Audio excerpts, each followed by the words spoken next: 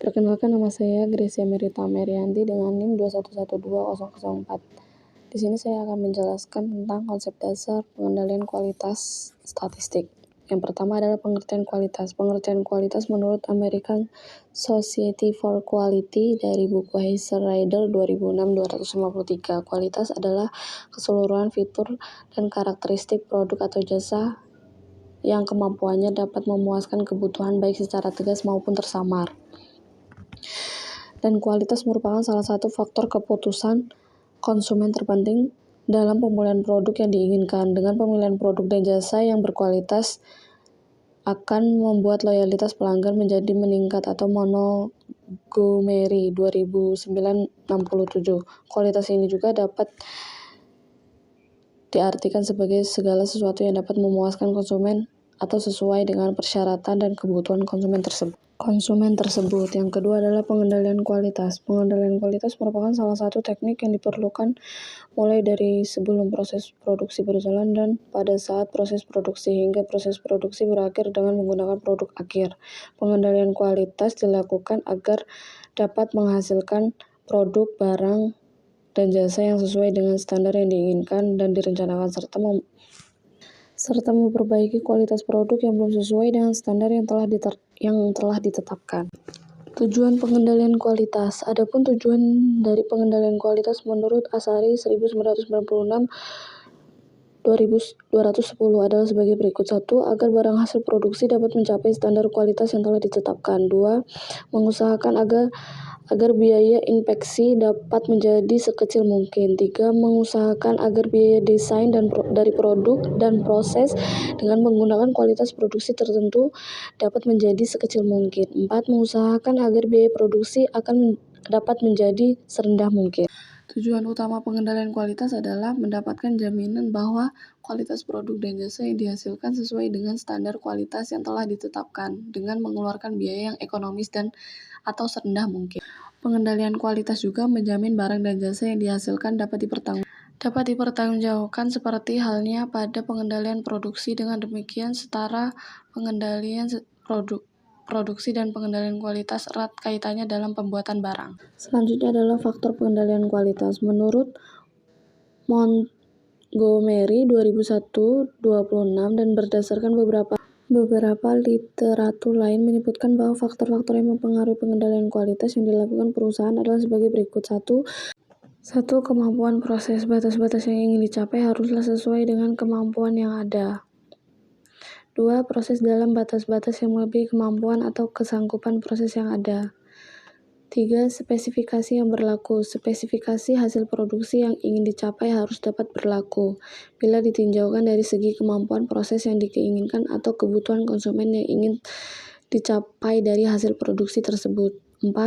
Tingkat ketidaksesuaian yang dapat diterima. Tujuan dilakukannya pengendalian suatu proses adalah dapat mengurangi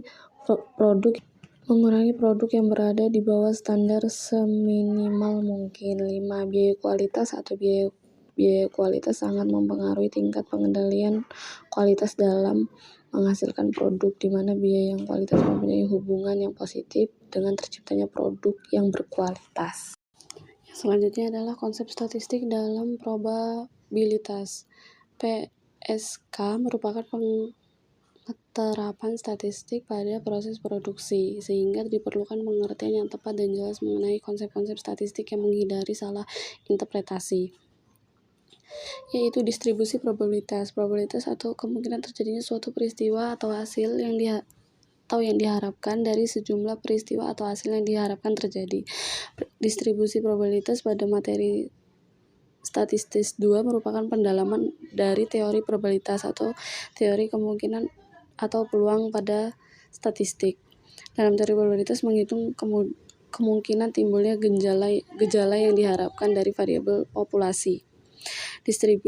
Distribusi binomial atau Bernoulli adalah timbulnya gejala yang diharapkan disebut probabilitas atau sukses yang diberi simbol P. Probabilitas timbulnya gejala yang tidak kita harapkan disebut probabilitas atau gagal diberi simbol 1,5 kurang P. 1 kurang P, maka probabilitas timbulnya gejala yang kita harapkan sebanyak X kali dalam N kejadian, atau artinya X kali akan sukses dan N kurang X kali akan gagal.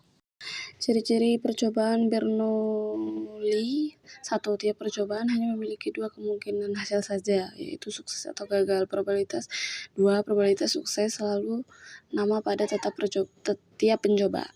percobaan, akan tetapi probabilitas sukses tidak harus sama dengan probabilitas gagal. 3.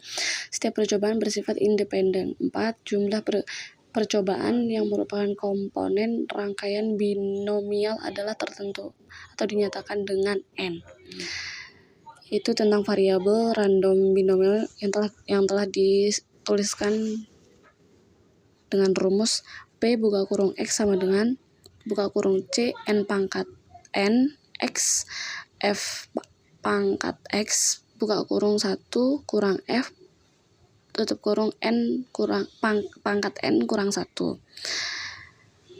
Disebutkan binomial koefisien minimum menunjukkan X kali sukses dari kejadian atau dapat dicari dalam tabel, yaitu tentang keterangannya N sama dengan jumlah percobaan, X jumlah timbulnya gejala atau sukses, F sama dengan probabilitas timbulnya gejala atau sukses. Jika nilai rata-rata harapan E atau exponential dan varian dari fungsi distribusi binomial adalah E buka kurung X sama dengan NF, F buka kurung X sama dengan NF buka kurung 1 kurang F. Ada 4 metode statistik yang dapat digunakan dalam pengendalian kualitas. 1. Distribusi frekuensi, yaitu suatu tabulitas atau cacah atau tiety yang menyatakan banyaknya suatu ciri kualitas munculnya dalam sampel yang diamati. 2. Untuk diamati kualitas sampel dapat digunakan 1. Kualitas rata-rata, 2. Penyebaran kualitas, 3. Perbandingan kualitas dengan spesifikasi yang diinginkan. 3. Yaitu Petrov kontrol atau kendali, grafik yang menjanjikan keadaan produksi secara kronologi, jam per jam atau hari per hari. 3 macam control card adalah control card Sheward. Peta ini disebut peta untuk variabel atau peta untuk X dan R, min atau range, dan peta untuk X adalah O, min distribusi standar. 2. Peta kontrol untuk proporsi atau perbandingan antara banyaknya produk yang cacat dengan seluruh produksi disebut peta atau pie chart. 3. Peta kontrol untuk jumlah cacat per unit disebut peta C atau C chart. Yang selanjutnya adalah tabel sampling, tabel yang terdiri dari jadwal pergantian kualitas, biasanya dalam bentuk presentase. Yang keempat adalah metode khusus. Metode ini digunakan untuk pengendalian kualitas dalam industri atau korelasi, analisis varian, analisis toleransi, dan lain-lain. Yang selanjutnya adalah distribusi hipergeometris. Distribusi hipergeometris diterapkan pada kasus-kasus penarikan sampel di mana sampelnya tidak dikembalikan lagi ke populasinya. Jika X adalah sampel variabel random hipermetris, maka probabilitas fungsi dari IX adalah P buka kurung X sama dengan buka kurung X N 1 X per buka kurung C N2 kurang N kurang X per C pangkat N besar N. X sama dengan 0, 1, 2, 3, N1 subpopulasi gagal, N2 subpopulasi sukses, N besar populasi atau N1 tambah N2. N kecil jumlah pengembalian dari populasi, X jumlah timbulnya gejala atau sukses dari populasi, C adalah rumus kombinasi nilai rata-rata harapan atau exponential dan varian dari suatu fungsi distribusi hipergeometris adalah EX sama dengan N per buka kurung N1 per N, F besar buka kurung X buka kurung pangkat N besar kurang N kecil per N besar kurang 1 buka kurung N buka kurung N1 per N buka kurung 1 kurang N1 per N tutup kurung. Peta kendali atau control card. Metode statistis untuk mengabarkan adanya varian atau penyimpanan dari mutu atau kualitas hasil produksi yang diinginkan. Dengan peta kendali dapat dibuat batas-batas di mana hasil produksi menyimpang dari ketentuan. Macam-macam varian dalam objek. Atau kehalusan dari salah satu sisi dari suatu produk tidak sama dengan sisi yang lain. Lebar bagian atas suatu produk tidak sama dengan lebar bagian bawah dan lain-lain. Varian antar project. Suatu produk yang diproduksi pada saat yang hampir sama mempunyai kualitas yang berbeda atau bervarian. 2. Alat bantu dalam pengendalian kualitas. Pengendalian kualitas secara statistis dalam menggunakan SPC mempunyai 7 alat statistis utama yang dapat digunakan sebagai alat bantu untuk mengendalikan kualitas sebagaimana diluaskan oleh Husserl dan Rader dalam bukunya Manajemen Operasi 2006 263 sampai 268 antara lain, yaitu 1. Lembar pemeriksaan atau chart sort. 2. Diagram sebar atau scatter diagram. Ketiga adalah diagram sebab atau akibat atau cause and effect diagram. Atau dari gambar 2 ini adalah contoh sort diagram. Untuk grafik pertama, penambahan dalam Y tergantung pada penambahan X. Bila X terkendali, S terkendal pula. Pada grafik 2, bila X bertambah, Y akan bertambah beberapa, tapi ia seolah-olah mempunyai penyebab selain dari X. Grafik 3 menunjukkan tidak terdapat koreksi. Grafik 4 menunjukkan bahwa perubahan dalam X menyebabkan kecenderungan untuk penurunan Y, sementara grafik 5 mengandung interpretasi bahwa penambahan dalam X akan menyebabkan penurunan Y. Oleh karena itu, apabila X dikendalikan, maka Y terkendali pula. Yang keempat adalah diagram Pareto atau Pareto analisis yang terdapat pada gambar 4. 5 adalah diagram alir atau diagram proses atau proses flowgram.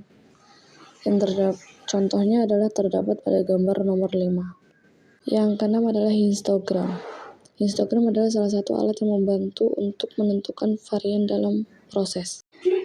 Dari alat yang keenam adalah ada berbentuk seperti lonceng yang menunjukkan bahwa banyak data yang terdapat pada nilai rata-ratanya. Bentuk histogram yang miring yang tidak simetris menunjukkan bahwa banyak data yang tidak berada pada nilai rata-ratanya, tetapi kebanyakan datanya berada pada batas atas atau bawah. Adapun contoh gambarnya, yaitu contoh gambar 6. Contoh histogram dari alat bantu yang nomor 6. Yang ketujuh dan yang terakhir adalah peta kendali atau control card. Peta kendali adalah salah satu alat yang secara grafik digunakan untuk memonitor dan mengevaluasi apakah suatu aktivitas atau proses berada dalam pengendalian kualitas secara statistik atau tidak, sehingga dapat memecahkan masalah dan menghasilkan perbaiki kualitas. Adapun manfaat dari peta kendali adalah untuk A. Memberikan informasi apakah suatu proses produksi masih berada di dalam batas-batas kendali kualitas dan tidak terkendali. B. Memantau proses produksi secara terus-menerus agar tetap stabil. C. Menentukan kemampuan proses atau stability proses. D. Mengevaluasi perform atau pelaksanakan dan kebijakan pelaksanaan proses produksi. Dan yang terakhir adalah membantu menentukan kriteria batas penerimaan kualitas produk sebelum dipasarkan. Off-out control adalah suatu kondisi di mana karakteristik produk tidak sesuai dengan spesifikasi perusahaan ataupun keinginan pelanggan dan posisinya pada peta kontrol berada di luar kendali. Sekian dari penjelasan saya. Apabila ada tutur kata yang kurang berkenan, saya minta maaf dan saya ucapkan terima kasih.